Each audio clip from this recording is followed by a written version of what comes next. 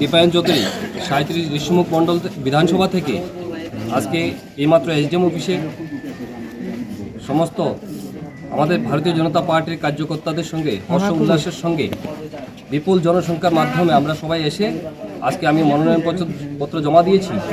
আমার পূর্ণ বিশ্বাস আজকে যেভাবে জনগণ এসেছে আমার সঙ্গে, ভারতীয় জনতা পার্টি 37 ঋষিমুখ মণ্ডল, আমার যত বিরোধী পার্টি আছে সবাই আজকে বুঝে নিয়েছে ওদের জামানত জব্দ আজকে হয়ে গেছে।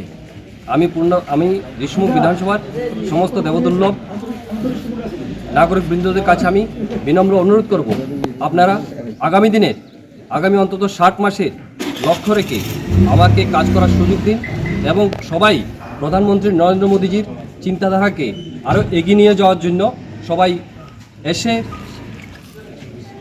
বিপুল ভোটে আমাকে জয়যুক্ত করুন, যাতে আগামী 60 মাস 5টি বছর এই ঋষিমুখ বিধানসভার জন্য আমি কাজ করতে পারি। সবাইকে আমি বিনম্র আবেদন করছি। নমস্কার, ধন্যবাদ।